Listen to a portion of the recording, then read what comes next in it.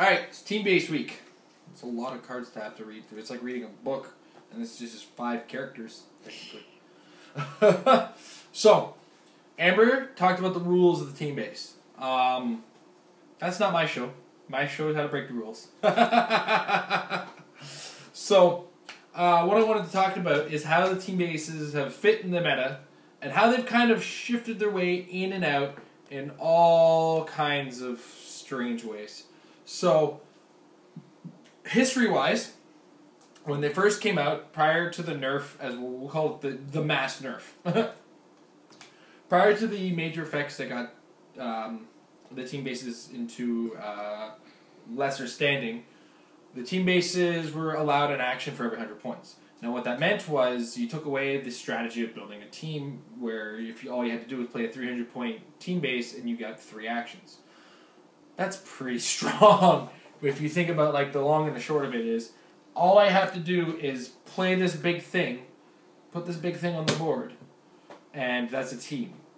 In addition to being able to take characters off and on it. Now, after they did 2 things to it to kind of alleviate the issues. The first thing they did was they reduced the number of actions they could take. They went from 1 action for every 100 to 1 action for every 200.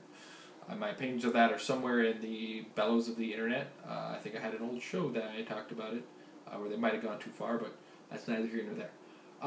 They also added a new rule, which affected both the team bases and every other thing in the game, and that was the damage depletion modifier, where every time you make an attack, your damage becomes -1. So what will happen is if you have a team base that's making 2 attacks, like for instance the Hellfire Club, who has 5 damage on its first click, you attack once, it's 5 damage, but you attack a second time, because it is 300 points and able to make 2 attacks, the second attack is going to be at 4 damage.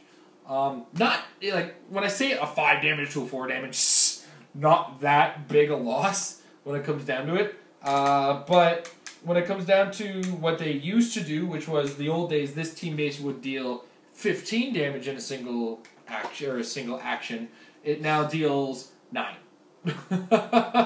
That's almost half the damage is now being done, and that's specifically with the Hellfire Club as an example.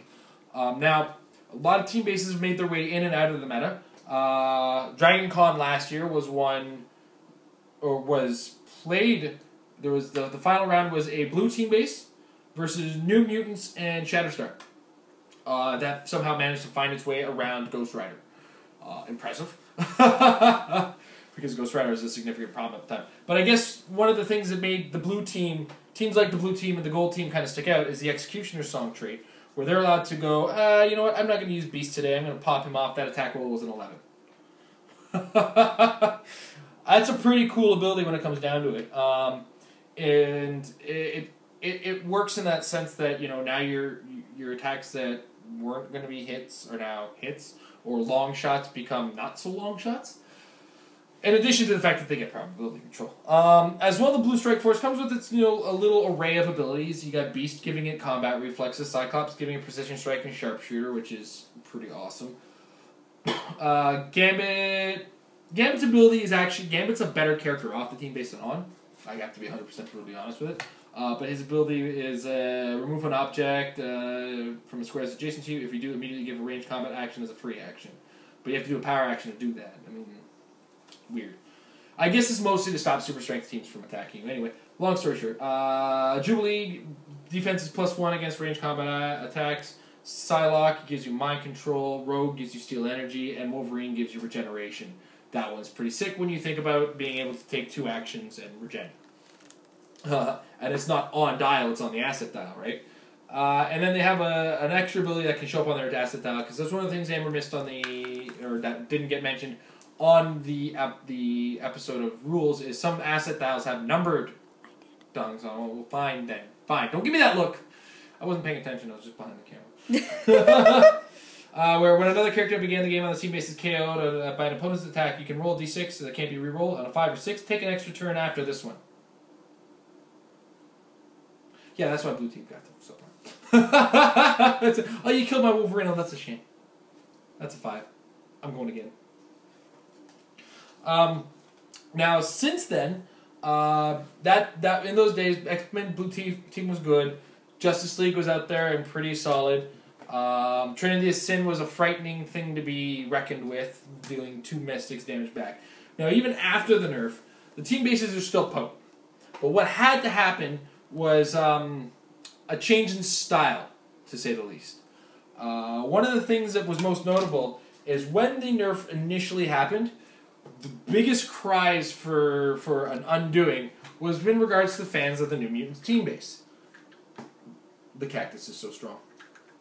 Now the reason for that is the New Mutants team base is a 200-point team base, by far at its highest points, or sorry, the lowest at its highest points, if you know what I mean. It's 200 points highest value. That means it only gets 1 action.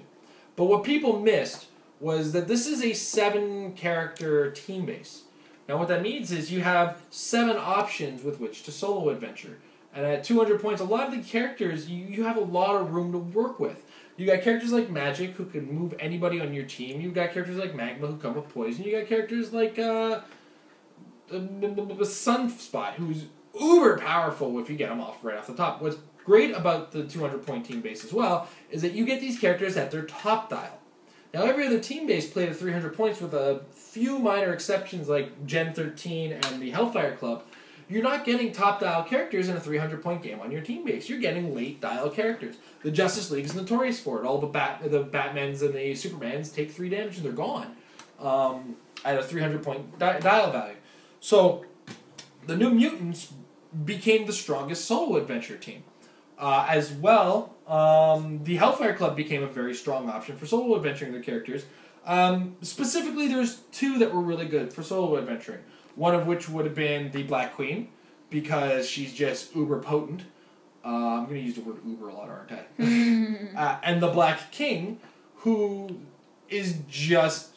He's a weird one, to say the least. If you're in trouble with the Hellfire Club team base, it's actually a good idea to hold off on the Black King and pop him off late. Because his best clicks on his dial is his last click and the 2 or 3 before that. He gets hypersonic and massive damage and huge defense and impervious and stuff like that. Like, he is a wrecking house just on his own. So it's worth noting that the Hellfire Club is one of those ones that's playable in 2 ways. You can go all out offensive with with effectively 3 actions with the Hellfire Club and the Black Queen, who gets really good with her steel energy at range. Or you can hold off, play it out, and then if things get bad, when you get to those late dial clicks, you flip over to throw out the Black King and throw the Black King into the midst of your opponent. And if your opponent still focus fires your Hellfire Club, they've got a heck of a character to deal with in front of them. Now that might be a little bit more of a risky play because you're playing with the Black King at his very late dial, which is a very dangerous zone to have him in because you don't want to be really taking damage on him because he becomes a big liability. But I mean, it's a matter of options is what makes these team bases strong.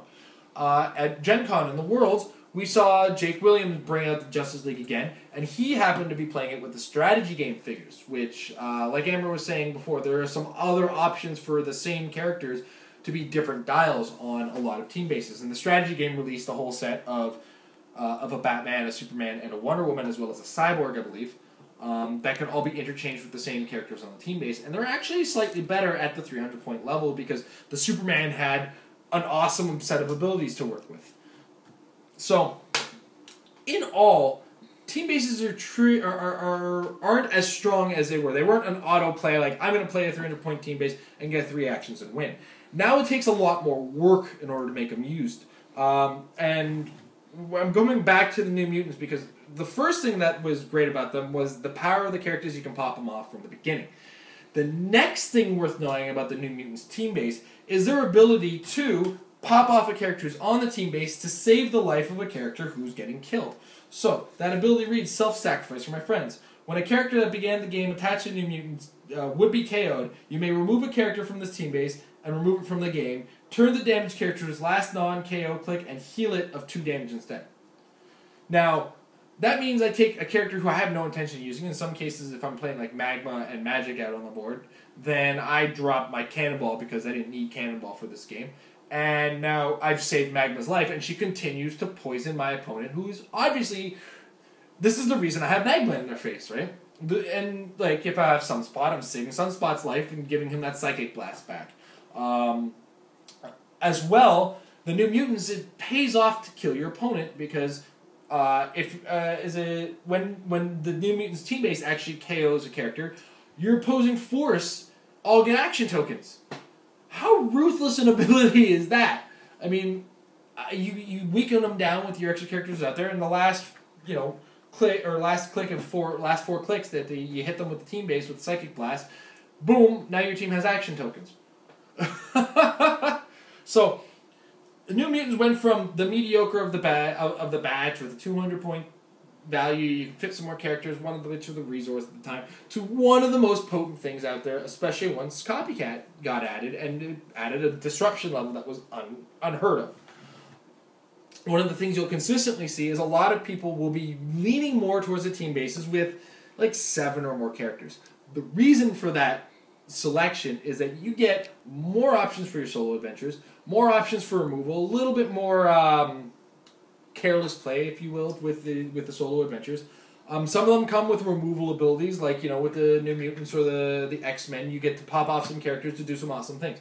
Those are important things to do, and that's why those team bases are awesome to have them in. The new Teen Titans, I hadn't seen it really kind of wreck house for the most part, but I mean, the problem with the new Teen Titans and the old Teen Titans is that both team bases have a trait that only really works when everybody's on the team base still. They're not the best at solo adventuring. So, as a whole, team bases are not to be ignored in the meta. Somebody who's always looking for a way to make the characters that are on the base work alongside the base. And that makes them still a very potent level of enemy to be ready to play against. So, if you're playing against, if you're setting yourself up for the metagame, or you're thinking about playing a team base, they are still viable. They are still options. It takes a lot more work. This is not an easy metagame right now. It's a wide open metagame, so no game comes like that anymore. It takes a lot of work to get any kind of damage on any kind of effectiveness out of your game. So, just a couple things to think about when building those teams and looking at team bases as viable options. See you guys in the next episode. Metafix is brought to you by Majestus Comics, Collectibles, and Games down in Costa Mesa, California, near the Orange County Fairgrounds, where they play Heroclix 3 times a week in that store. Don't live anywhere near Costa Mesa, California, or the Orange County Fairgrounds like us? Check down below. We have a link to their web store and their eBay store, where they're always updating with all kinds of new Heroclix singles. Patrick's winning them all the time, so it's a good time to check whenever there's a big tournament around and he's winning.